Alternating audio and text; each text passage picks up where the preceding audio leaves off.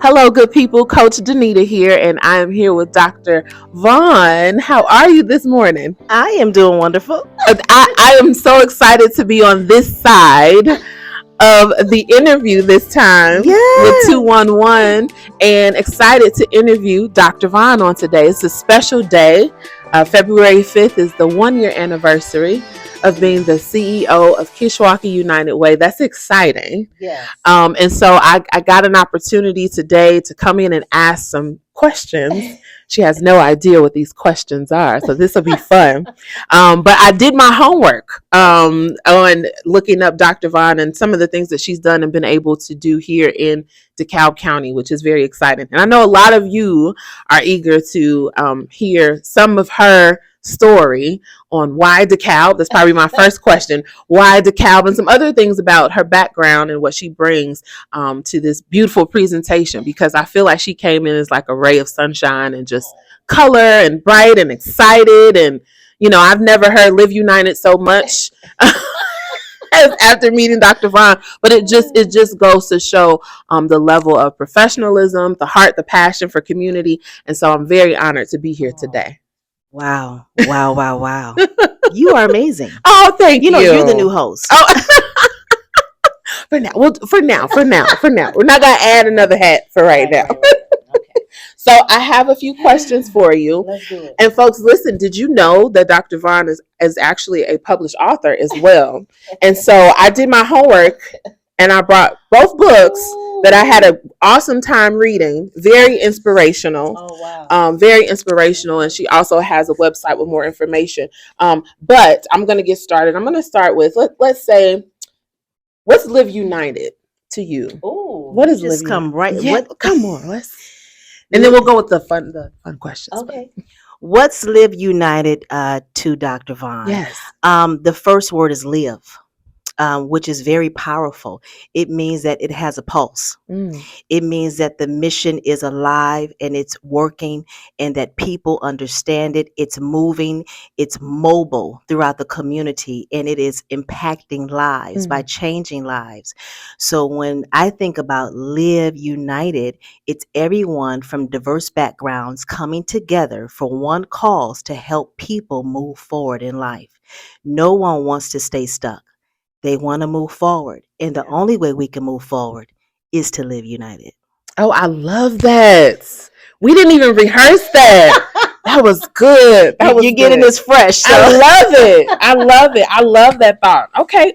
So, but Dr. Vaughn, now you're not originally from this area, though. I'm not. You're not. So tell us a little bit. Why DeKalb? Where are you from, and why DeKalb? You know, when I first started the position this time last year, hit the ground running, and when I began to meet different people, they asked me, "Why did you come to DeKalb?" You know, I'm like, am I invited to DeKalb? Am I welcome to DeKalb? Yes, of course. I'm not far. I'm from Lake County. Okay. I grew up in Waukegan / Gurnee / North Chicago area. I graduated from Waukegan High School, and I raised my sons in Lake County and Gurnee area, and did a lot of work in Lake County. And that's where I'm from. So not too far, but I've never come to DeKalb until I accepted this position. Wow. I just knew that NIU was here, and it was a college town. And then when I accepted the position, it was more than a college town. Yes.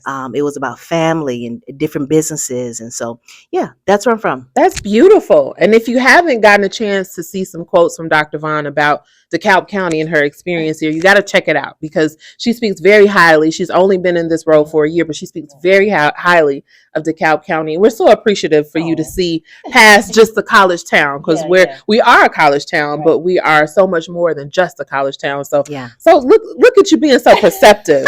We love that. Look, we did good, DeKalb. We not embarrassing ourselves. We doing good. We doing good so far.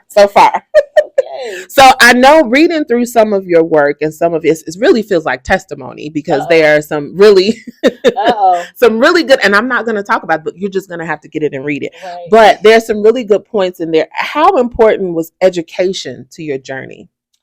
Oh, well, you know, my entire story, the relaunch of my life, I would like to say, because what a lot of people don't know, unless they really follow my website and the other things that I do, is that I was a college dropout. I was a former pregnant teen mom, and I went to school on a track scholarship. And my focus was to be in the Olympics and just really move forward in that perspective. And my sophomore year at 19, I became pregnant. And I was pregnant outside of the track and field with no purpose. And I was broken in spirit. And I didn't know what my purpose was outside of running track. And so, long story short, you do have to buy the book. You did listen. You brought I didn't know you was going to bring the book, so you get a free interview. So long story short, the relaunch of my educational background started at the age of 24. I was recently divorced, now charged to raise two sons, minority sons, and their father was serving an 18-year prison sentence, and I had no plan B. And so I just made a decision. I had a conversation. For me, I'm a faith woman with God, and I just believed that I was to go back to school. And I didn't know the details of the degree completion. I just knew and felt strongly that post-secondary education was that next race, that next completion for me, and that my two sons did not ask to be here. And if I didn't move forward in that perspective, we will remain in poverty. And so my educational background was fueled with those two faces looking at me every single day. And I knew for me, if I'm going to go back to school, I want to get the highest degree that there is to get. And at that time, it was my doctorate. So I just moved forward. I laced up my track shoes and I moved forward and I began to run that race in the education. And I didn't stop until I completed it, which was in 2012. Wow. Very inspiring. Education was very important. And for your why is you had those two boys. No plan B, no child support, no one to really financially help me except for my parents at the time. They were very supportive, but I wanted a home for my sons. I was the first in my family. I'm the baby out of four to purchase a home. So at the age of 30, I became a homeowner, and my sons and we had our own home, moved into a different school district. And, life began to look up for me, published my book, defended my dissertation, began to travel throughout the country and inspire other single mothers. And so, I just believe that, whenever you're championing a mission, you really have to understand the people who are involved in that mission. I'm not a leader by title. I'm a leader by life, real life.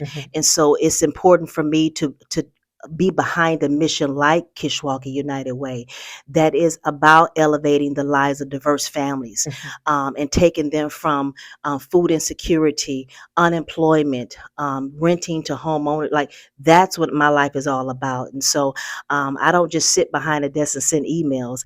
I literally understand and can really relate to people in certain aspects of life. And so what was the question again? What was the question? We were just talking about education, but I like this flow. Okay, we can keep flowing. So I think now that you mentioned your parents, so teen mom and parents, right? That combination is interesting.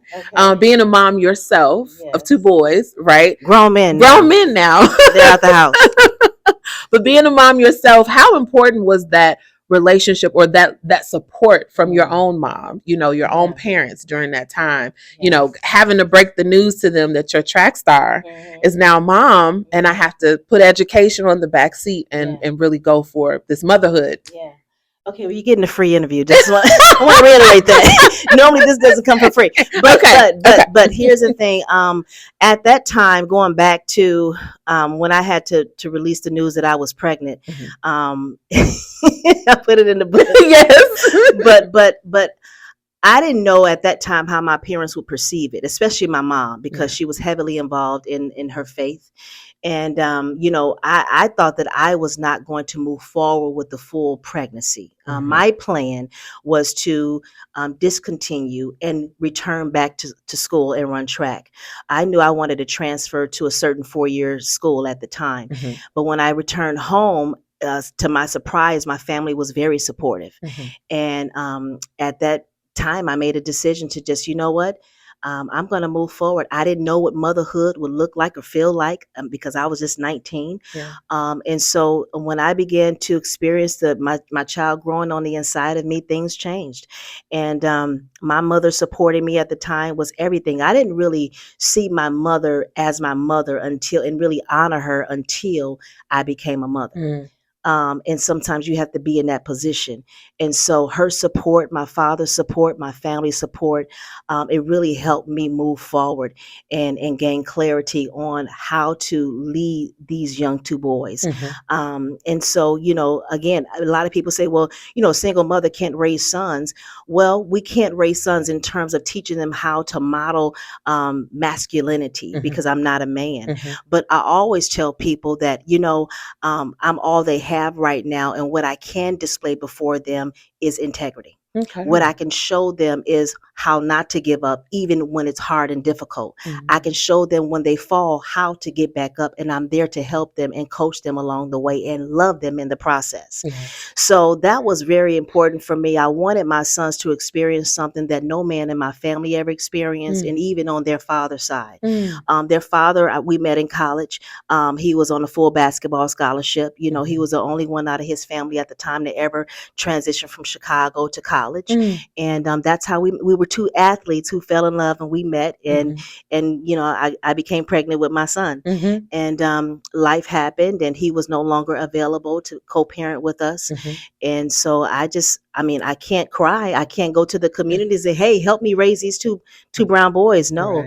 My goal was to let them know, to see a strong woman who can support them, because they didn't ask to be here, and to model the behavior of expectations. I always believe that kids in general need high expectations, because no one rises to low expectations. So when you raise the bar, you continue to give them something to reach for, and you set the standard, and you model the behavior. And my sons can tell you today, they're 27 and 24. They don't play with me. I love them, but they understand that I expect nothing but greatness from them, and I champion them on. So that's beautiful. Love that. Thank you for sharing that. I know that's not typically again. This is free, right for the free.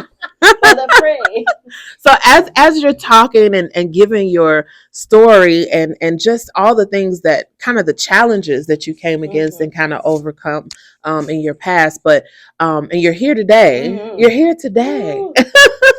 How many hats? Can you count them all? How many hats does Dr. Vaughn? No. I used to have so many hats, but I started removing hats because as I become older, as I become more focused on what it is that I know I'm called to do, I can't really show up at my best if I'm scattered all over the place. If my mind is here, there, and everywhere.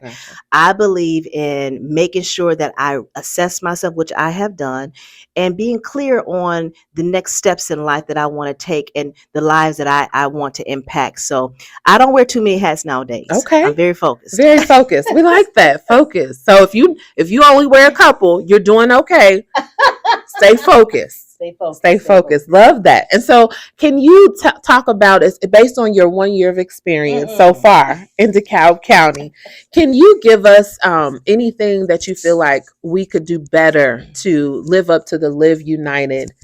I don't even know what's called, empowered speech. I don't even, to say slogan is too cheap. I want to say Live United is so packed with that statement. Is there any tips you can give, our organizations? We're out here trying to serve families, serve people locally. Is there anything that you can see besides bringing the sunshine that you bring? Because you're very good at that. Well, I didn't know that I brought sunshine, but thank you. Because sometimes I feel like I bring a thunderstorm. but just, from my short-lived experience in DeKalb, and it's very important people understand that, when I accepted this position, I was still residing in Lake County, and it was important for me to not only accept a leadership role in a different location, but to actually relocate and take root in an actual location that I would be champion. I didn't want to do the commute and then try to connect, because that to me creates a disconnect, even in conversation with people. Where do you live? Can you imagine? Oh, I live in a different county, but how can I understand the thread and the heartbeat of this county, right? So, and since I've been here for a year, the first 60 days in my position, I did an intentional community active listening tour. And with that tour, I wanted to just meet people.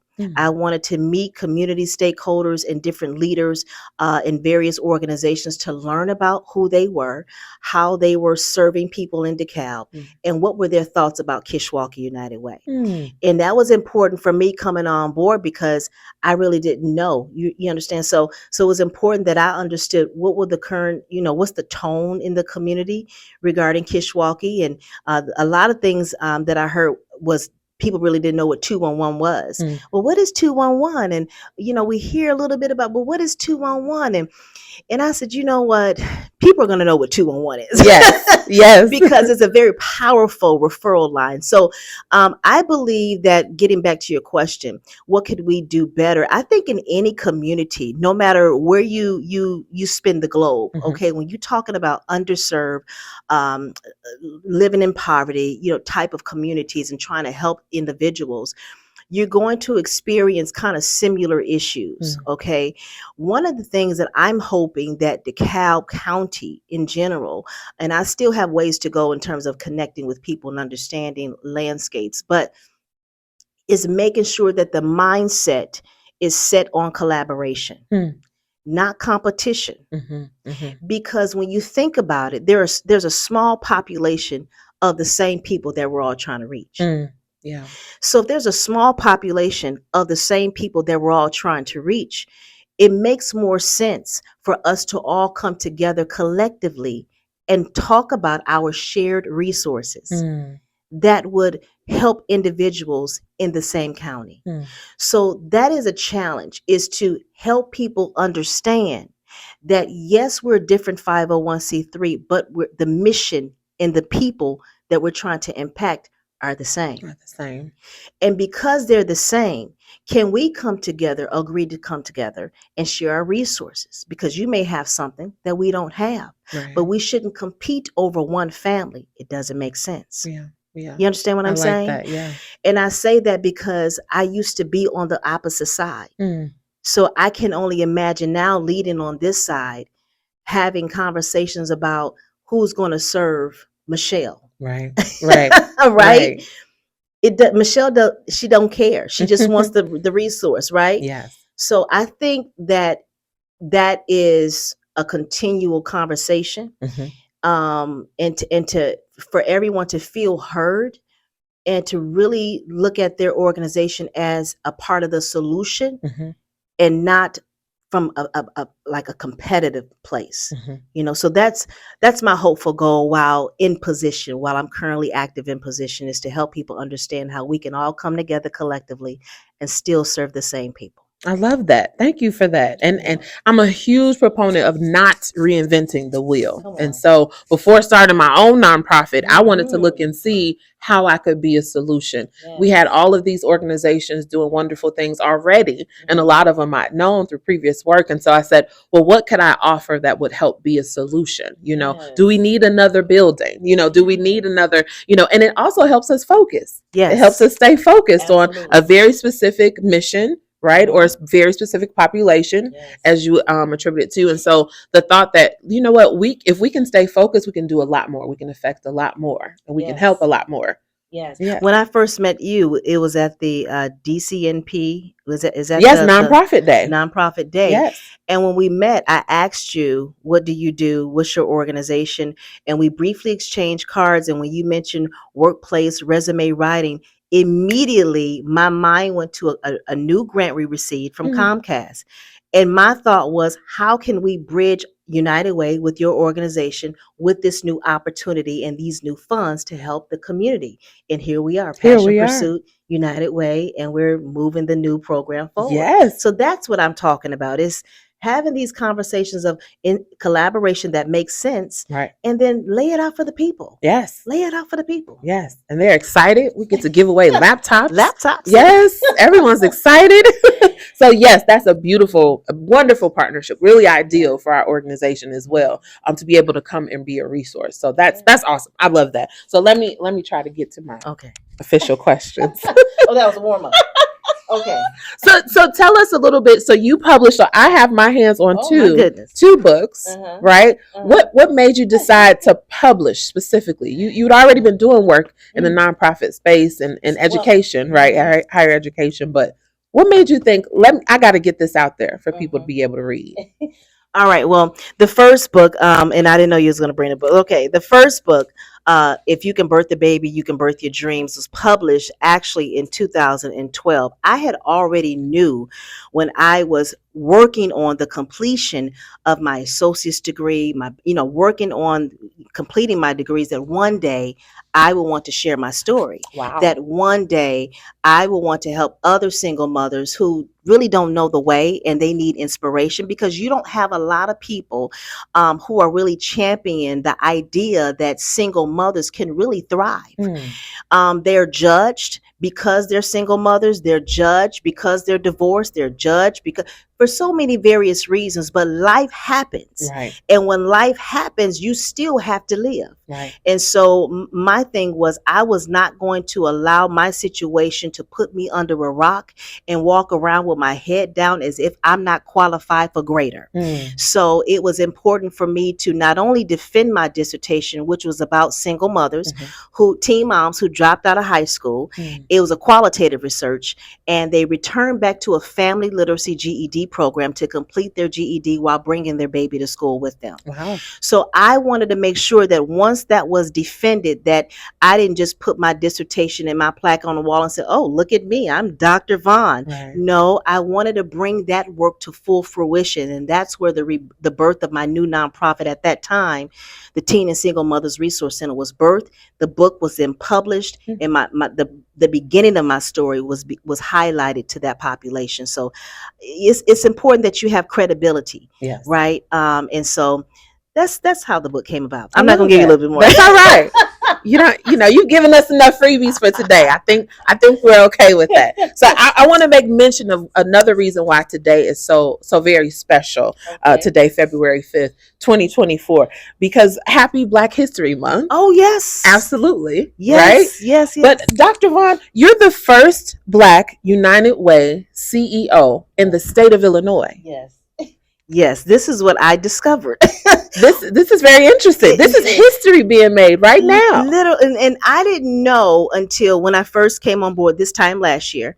A board member came to visit me in my office, and he said, and I won't reveal who he is, but he said, "Dr. Vaughn, I did some research, and do you know that?" He shared that with me. I said, "Really?" Wow.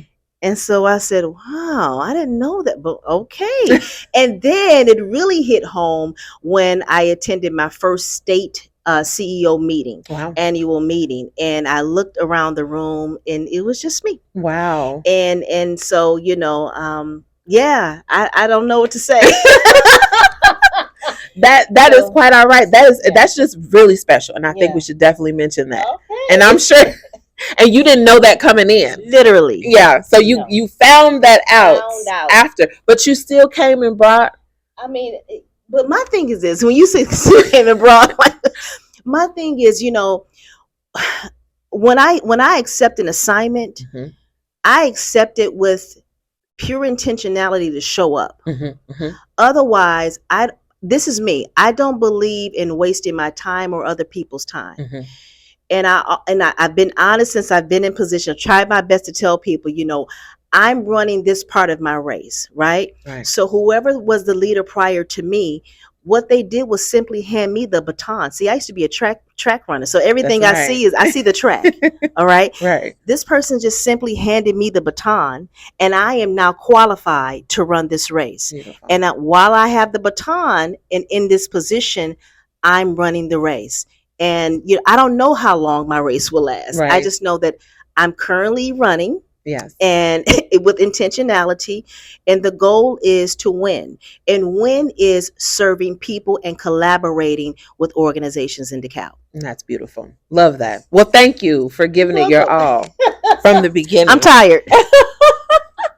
And taking it more than just a job, but an assignment. It is. I like that. It is. I like that. Okay. Well, we're blessed to have you. Oh. And we appreciate you giving it your all here. Thank you. And at the very least, letting us know what 211 is. You have to know. We got to at least know what's going on, right?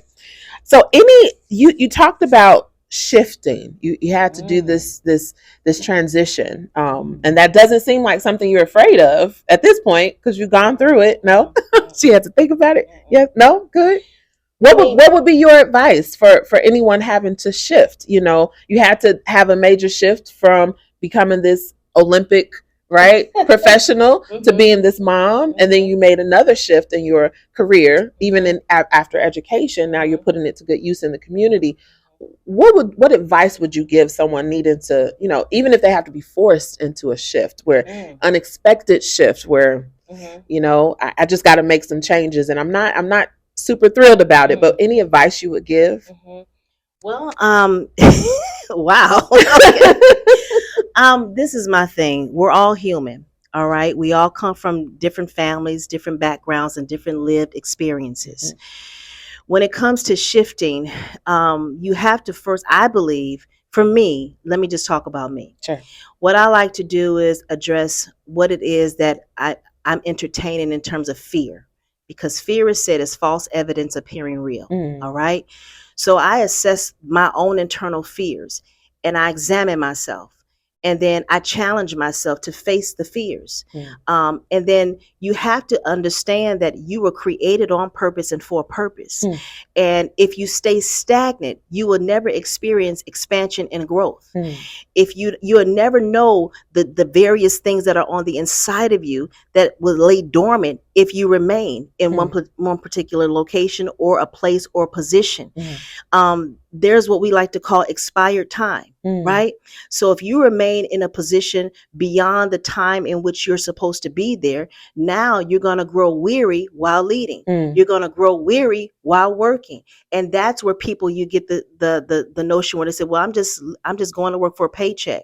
Well, they've grown weary and they're actually in a seat in an expired time. And so that person has to assess, okay, there's something beyond this. You're holding up the chair for somebody else who's ready for that particular transition, that particular shift, because that chair, that seat, that position deserves a continual thriving pulse.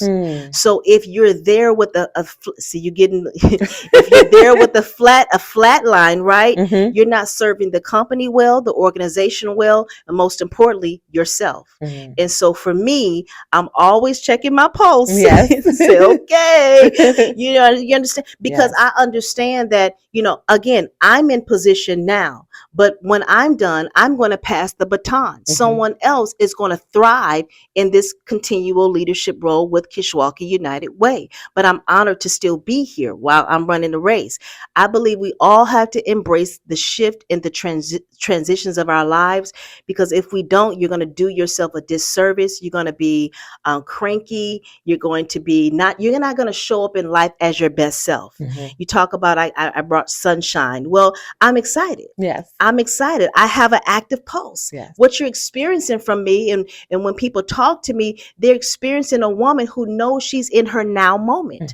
I'm in my now moment. I know that I'm supposed to be here. So you're going to get that energy from me. You're going to get that from me because I'm actively supposed to be in this position at this time.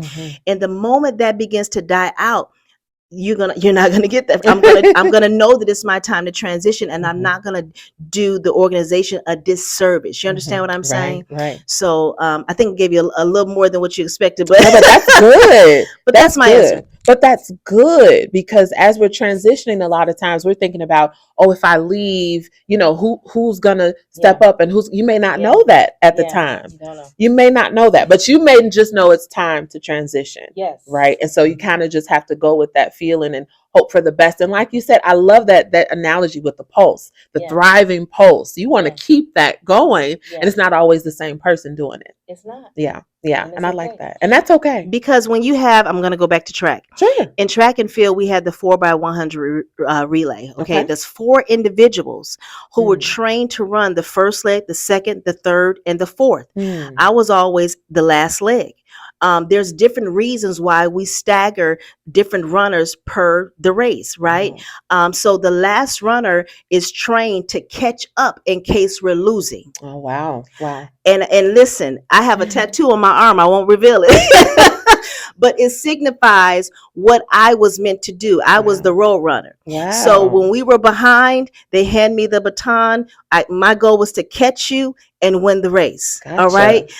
You don't put that kind of person at the third leg or at the second leg. Okay. You also, they stagger the first person who has a quick start, who can get out the blocks quickly. Right. Yeah. And that's the person who gets excited. Right. But then they don't have endurance. They kind of die out. So you use their excitement right away at the right time. And then you shift them out of the way and you get that person. The second runner is a person who can sustain what was started. Right. Okay. The third person, they're fast, but they're kind of your weakest leg. Right. Okay. And they're dependent on that last leg. And I live for the last, like, come on, and I take that concept in life. It's like, I feel like I've been assigned, when I look over the history of my work, I've always showed up in situations where we're kind of behind, or where, we're small and no one really, and it's like, you keep waiting. All right. In my mind, I'm like, oh, you just hold on. Right. So I get excited when I come into situations and spaces where it's like, it's the least likely to succeed. And it's like, okay, all right. You know what to do with it. We got something. You've trained for this. I'm trained for this. I love that, because that also gives hope to others who might feel like, maybe I can't show up like Dr. Vaughn. Well, you know what? You can show up as your best self. But you can show up as your best self, because we need that. That's strategic. Yes. And that's the thing, we don't want people, I love celebrating the individual gifts in others. I think it's so important that people show up as their best selves. And if you're quiet, but you may be a quiet person who's very strategic behind the scenes and who can administer and get things in order, and you're very needed. Right. So when I look at other people and their gifts, skills, and talents, they're to be celebrated, not in a way where they're coveted, because that I know who I am. I can't sing, but my sister can. Oh. I'm a shower singer. I'm a car karaoke singer, but I can't sing. So I celebrate her gift, right? And that's how people need to show up, in my opinion, in the community, at work, with these organizations. You apply for the position. Go back and say, what made me apply, right? And then hold yourself accountable to your why. Yeah. And then you'll show up. I like that. Wow. That's empowering. It really is. Again, this is for free. This is the free. So hopefully you are watching. I'm kidding. The whole thing. I'm kidding. There may not be an opportunity where you get this. So I love that. So what keeps you motivated? I'll say that. What keeps you motivated? Because as someone who leads a nonprofit, and you have community partners and paperwork and grants and so just many brought things. It up. I know, sorry. So many things we have to take care of just to keep the organization going smoothly and make sure everything is going. What keeps you motivated in those times? What keeps you? Yeah. Since I've been a little girl, I've always just had this, I don't know, this internal, I don't even know how to describe it. It's just, for me, I'm a purpose-driven woman. And, I don't take my name lightly. I don't take my life lightly. And I know that we're here today, and that's it. I want to leave my footprints. I want to leave a legacy for my children and my children's children. And so, I'm always motivated behind the thought process that I have purpose. And even though I get tired, we all do. We're tired. You get tired. But at the end of the day, what am I still living for? And I never want to wake up and experience a day where I don't know who I am. I don't want to live again, because those are very dark times. And I believe that as long as I have a pulse, it's going to be put to use, and not for selfish gain. But I love community. I love people. So that's what you're getting. We definitely feel that, Dr. Vaughn. We definitely feel that. Is there anything you feel like you want to share that maybe people don't know about you, or you don't get a chance to talk about? They can go to the I'm kidding. I'm kidding. No, just in terms of my position with Kishwaukee, I'll keep it Kishwaukee. Yes. Is that I took this position with intentionality to serve. And I believe that's what I'm doing. It has not been easy. Change is never easy, right? I believe that, by me staying in this position and remaining right now, there's a lot that has been done that's good. I have a lot to learn still regarding the organization United Way. We're a global brand, but we're serving at a local level. That's a heavy responsibility. So, I'm just still learning right now. I tell people to have grace with me. My first year, we had one employee, but then we were down to now it's just a team of one. Yeah. And so we're in the process of what people should understand about Kishwaukee. I know we've been here since 1929 and we merged between Sycamore and DeKalb, is that we're in the process of rebuilding. We're rebuilding the team. All right. And so my goal is to assess what is needed and to grow the team and also to grow our funding partners. And and just the sky is the limit. I'm the leader. When you come to me and you come with an idea, it's possible. We got to put the details together.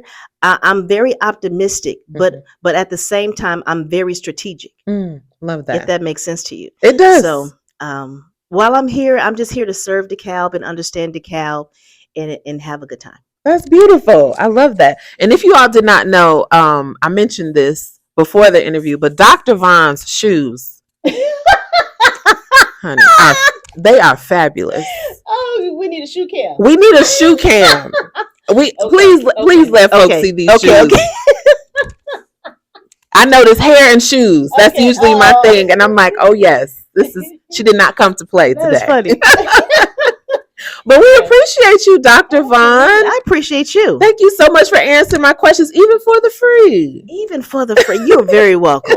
You're wonderful. Thank you so much for inspiring us and continuing to share what United Way is all about and Live United is all about right here in DeKalb County. We appreciate you. Absolutely. Thank you so much.